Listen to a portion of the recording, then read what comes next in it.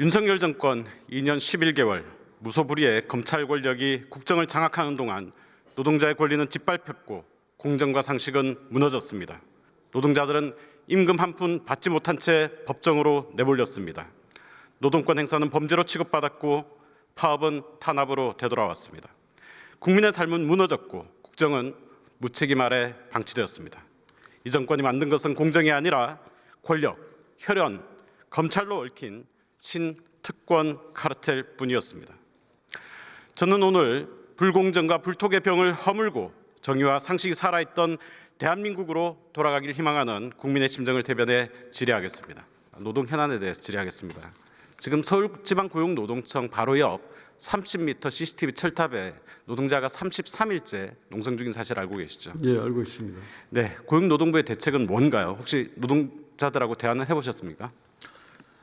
저희가 이제 그 서울지방노동청 담당 과장이 가서 좀 뵙자고 했는데 일단 거부를 해서 만나보지 못하는 그런 상황이고, 의원님께서 너무 잘 아시다시피 이게 노조법 2조 이런 데 관련된 부분이고, 또 원청과 지금 그 하청 간에도 하청 노사 간에도 워낙 뭐 50% 300% 해가지고 요구 조건이 워낙 차이가 나서 쉽게 지금 합의에 이르지 못하고 있는 그런 상황입니다. 서울청 과장이요. 서울청장도 아니고. 이 하나오션 하청 노동자들입니다. 윤석열 정부 출범 직후에 있었던 2022년 대우조선해양 하청노조 당시 그 노동자들이죠. 당시 유치한 부지회장이 1제곱미터 철창에 스스로 가두고 51일째 파업을 했었고, 갑자기 정부의 강경 대응 메시지가 나왔고 470억 원의 천문학적인 손해배상, 그리고 지금까지도 형사재판이 진행 중입니다. 당시 대통령실 고용노동 비서관이셨죠. 잘 아시죠? 예. 네.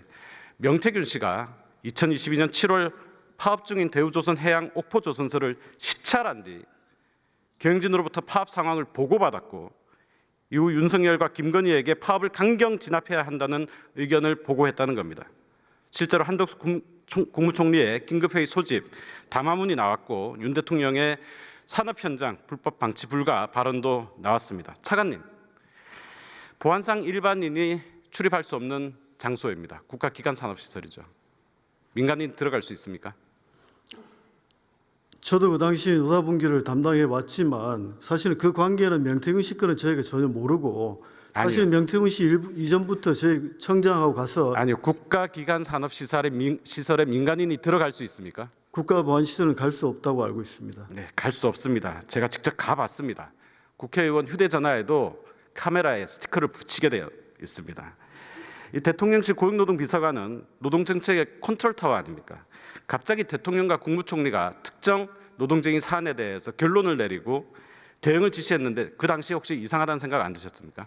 그 당시 사안이 워낙 급박했기 때문에 그런 여러 가지 방안을 고민한 거고, 아까 의원님 말씀하신 중에서 저희가 정부가 이렇게 푸시를 하면 그게 해결된다는 전제가 좀 저는 동의하기 어렵습니다. 왜냐하면 어쨌든 간에 그건 마지막에는 노사 간의 하청 제외와 하청 사업주 간의 합의를 통해서 협약을 체결한 부분이기 때문에 그 부분에 정부가 개입한 사안은 없다고, 다만 저희는 지원하고 노력했다는 이 말씀을 드립니다.